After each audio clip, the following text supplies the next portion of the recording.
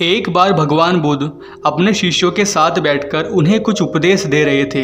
इतने में ही वहाँ उनका शिष्य राजा अजातशत्रु भी आ जाता है और बुद्ध से कहता है कि हे बुद्ध, जब से मैं तुम्हारा अनुयायी बना हूँ तब से सभी लोग मेरे सीधेपन का बहुत फ़ायदा उठाने लगे हैं। आपका अनुयायी बनने से पहले लोग मुझसे बहुत डरते थे, क्योंकि तब मैं बहुत क्रूर राजा हुआ करता था और किसी को भी मृत्यु दंड देने में क्षण भर भी नहीं सोचा करता था। आपका अनुयायी बनने के बाद अब मेरा मन इन कामों को करने को तैयार ही नहीं होता है और मैं सभी लोगों को सिर्फ प्रेम देना चाहता हूँ, उनके प्रति अपने मन में दया भाव रखना चाहता हूँ। परंतु कुछ लोग इस बात का गलत फायदा उठा रहे हैं और इससे मेरी प्रजा पर भी खतरा बढ़ रहा है। मेरे शासन में बहुत सारी दिक्कतें आ रही है, अब बताइए मैं क्या करूं? तब बुद्ध ने उन्हें एक कहानी सुनाते हुए कहा, एक बार एक साधु एक गांव से गुजर रहा था। उस गांव में एक बहुत बड़ा पीपल का वृक्ष था। चलते चलते साधु बहुत थक गया था। उसने सोचा कि उस वृक्ष के नीचे थोड़ा आराम कर लिया जाए। वह वहां पहुंचा ही था कि कुछ लोग उसे रोक देते हैं और साधु से कहते हैं कि वहां एक बहुत जहरीला सांप रहता है, उसने बहुत से लोगों को डस लिया है। वह इतना खतरनाक है कि जो भी उसके सामने आता है वह उसे जिंदा नहीं छोड़ता। साधु मुस्कुराता है और कहता है, एक दिन तो सभी को मरना है, अगर मुझे आज ही मरना होगा तो इसमें कौन सी बड़ी बात है। आप मेरी जरा भी चिंता ना करें और मुझे आज्ञा दे।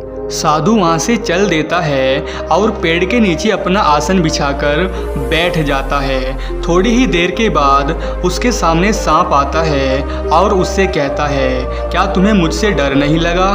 क्या तुम्हें पता नहीं कि यह इलाका मेरा है और यहाँ पर आने की किसी की भी हिम्मत नहीं होती? तब साधु उसे बहुत ही प्रेम के साथ कहता है, इसमें डर वाली कौन सी बात है? तुम जो भी करते हो वह इसलिए करते हो क्योंकि तुम्हें डर है कि कोई तुम्हें मार ना दे, इसलिए तुम दूसरों को डराते हो। मुझे किसी बात का डर नहीं है, ना ही मुझे मृत्यु का डर है और ना ही जीवन की लालसा।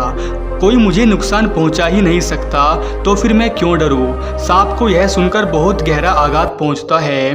उसने आज तक सिर्फ ऐसे व्यक्ति ही देखे थे जो उससे डरकर भाग जाते थे, लेकिन इस साधु के चेहरे पर तो डर का कोई भाव ही नहीं था। साधु की बातें सुनकर और उसकी निर्भीकता को देखकर सांप उसके चरणों में लेट जाता है और उससे कहता है, आज तक मैंने जो भी किया अपनी जान बचाने के लिए किया, क्योंकि अगर मैं इस तरह का रूप धारण नहीं करता तो लोग मुझे मार डालते।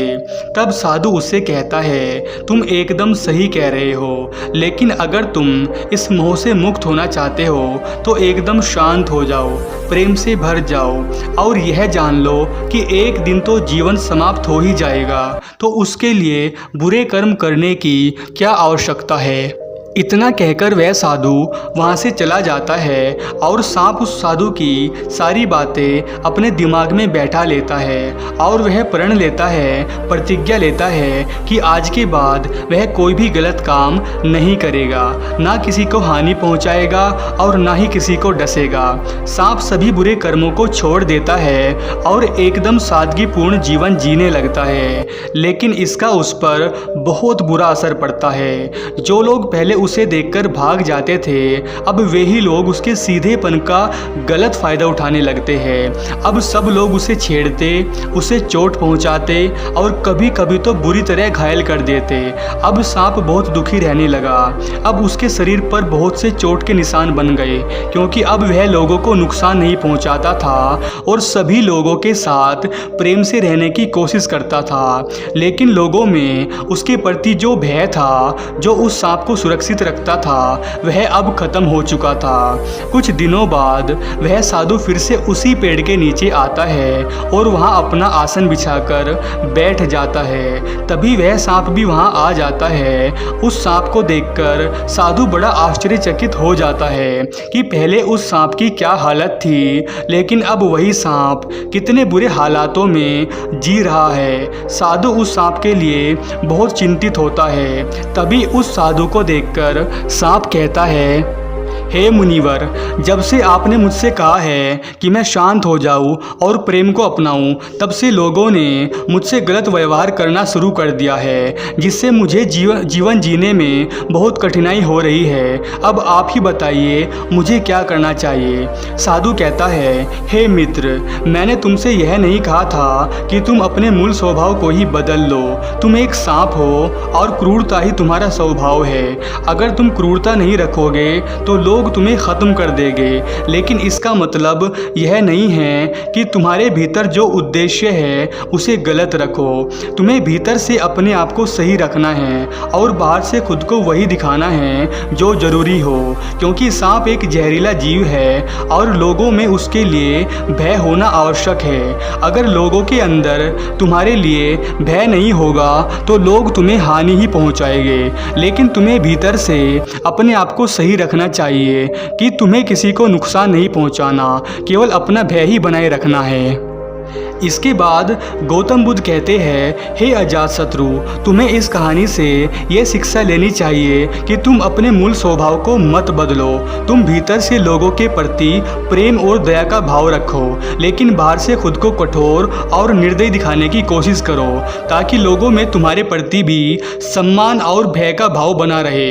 अजातशत्रु गौतम बुद्ध के कहने का तात्पर्य समझ गए और उन्हें प्रणाम करके अपने राज्य की तरफ चल दिए।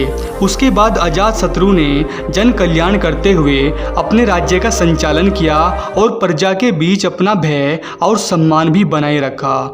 दोस्तों, हमारी ज़िंदगी में भी कई लोग ऐसे होते हैं जो बहुत सीधे साधे होते हैं। वे किसी को कष्ट नहीं पहुंचाते, लेकिन लोग उनकी सादगी का गलत फ़ायदा उठाते हैं और उन्हें नुकसान पहुंचाते हैं। याद रखो, जंगल में वही पेड़ पहले काटे जाते हैं जो सीधे होते हैं। सबसे पहले उसी कील को ठोका जाता है जो सबसे सीधी होती है। इसलिए दोस्तों, अपने उद्देश्य को सही रखो, अंदर से सबके प्रति प्रेम भाव रखो, लेकिन बाहर से वही दिखाओ जो ज़रूरत के हिसाब से सही हो। आखिर में मैं आपसे इतना ही कहूँगा, सबके लिए भले की कामना रखो, लेकिन इतने भी सीधे मत बनो कि लोग आपकी सादगी का फ़ायदा उठाने लगे, क्योंकि शेर जब दहाड़ना भूल जाता है तो जंगल के कुत्ते भी उस पर भौंकने लगते हैं।